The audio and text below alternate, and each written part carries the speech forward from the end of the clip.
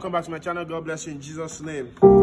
I bring myself the great Johnsonkeyz. All right, so today I want to show you a very nice tritone passing chord in the key of C.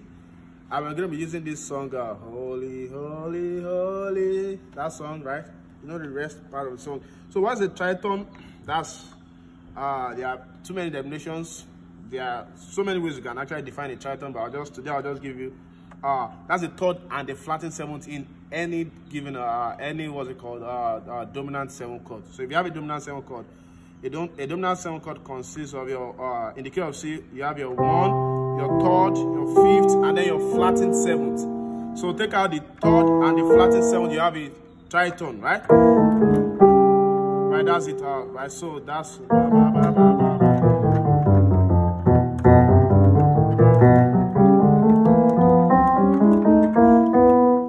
So that's the tritone. So all those chords I just played, it's just the same thing as playing what's it called, dominant seventh chord, right?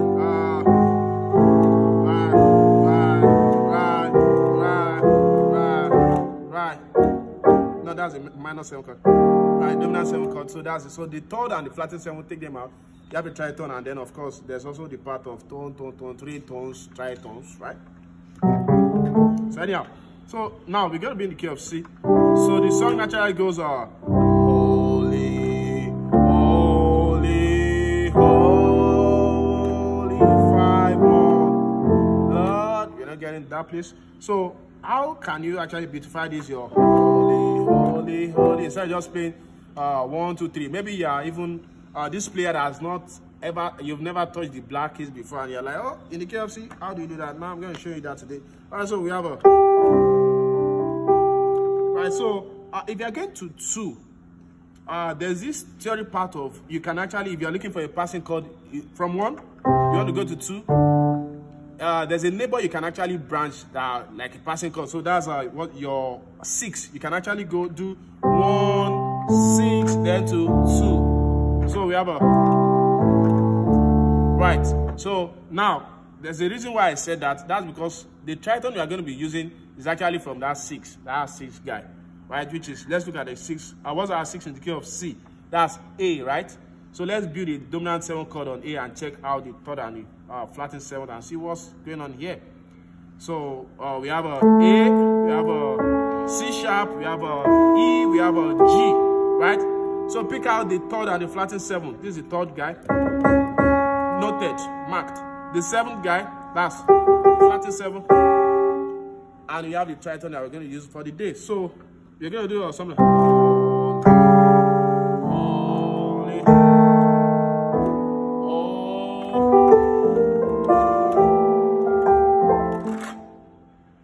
So let me just give you the notes for this. So we have a holy.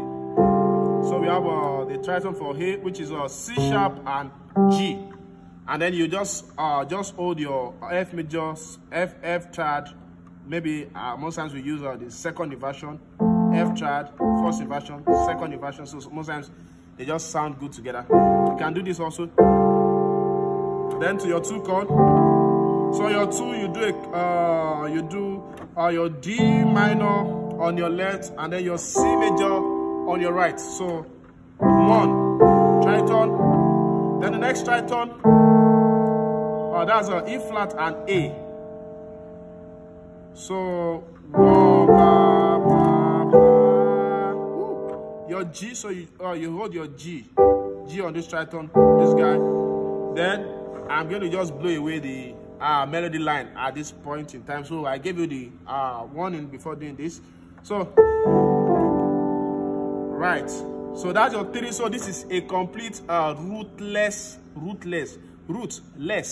That means there's no root and less, rootless voicings. So that means you need a bassist, else most people won't be able to define what you are playing, especially if they don't have this contemporary here and they are not used to this type of music. So let's go. Holy.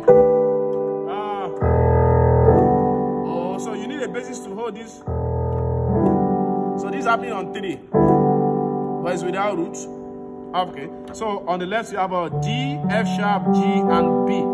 On the right you have a D major, but you slide the the E note to the F sharp.